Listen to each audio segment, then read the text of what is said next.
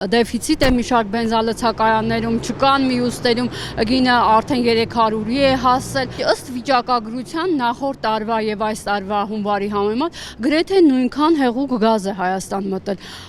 Ինչ եք կարծում եւ արդյոք ուսումնասիրություն արվում է ինչու է այս դեֆիցիտը, հնարավոր է սա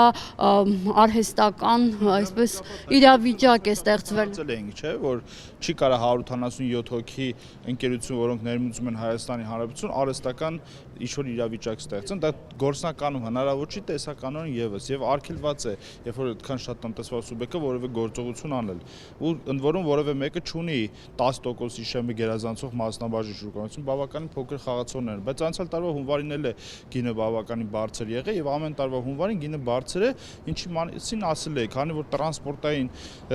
ճանապարհները փակ են, տրանսպորտային կապը դանդաղ է աշխատում, գինը թանկանում է, հա, ինչ-որ մեկը բերել է, ունի ինչ-որ խմբականակ, թանկ է վաճառում, նոր էժան վաճառը շատ արագ կպրծնի, դրա համար բիզնեսը տենց են կառուցում, բայց այն ժամանակը, երբ որ ինքը շատ է, այդ ժամանակը բավական էժանի մինչև 90 դրամ իջնում է։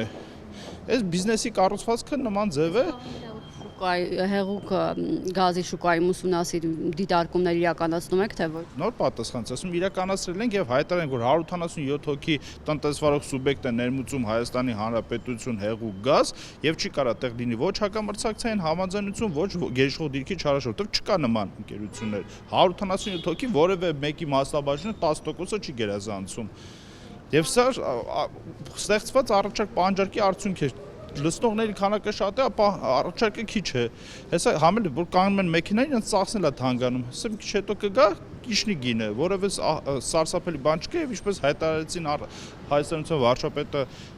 նախորդ կառավարության նիստում,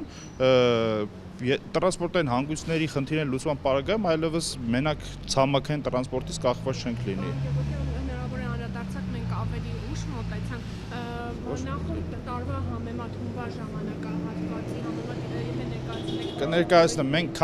ես երբեք չեմ ասել այս տարի քանակը քիչ է։ Հիմա կոնկրետ թվերը չեմ հիշի,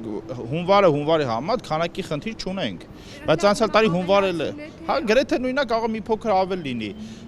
Բայց խնդիրը այն է, որ անցյալ տարի հունվարին էլ էր թանկ, հունիսին էլ էր թանկ լինում։ Այսինքն կա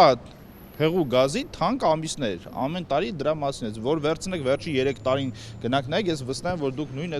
հետազոտությունը, հետաքննություն արել եք եւ այդ հարցը տվել եք։ Շուկա սեզոնի հարց, որը կապված է բնակլիմայական պայմանների հետ։ Այսինքն բերում են ապրանքը քչանում է, ճանապարհը քիչ է, թանկ են վաճառում։ Ես չեմ էլ ասում իրանք թանկ չեն վաճառում, բայց դա բիզնես կառուցվածք է, այսինքն եթե մի հատ բան քիչ է, ընդ որում եթե գերիշխող դիրք ունենային, այսինքն գոնե 10%-ից բարձր շեմ ունեցող լինես, սկսենք նայել։ Չկա տենց ընկերություն, նման ընկերություն գոյություն չունի։ Շնորհակալ եմ, ձեզ լավ օր եմ աղթում։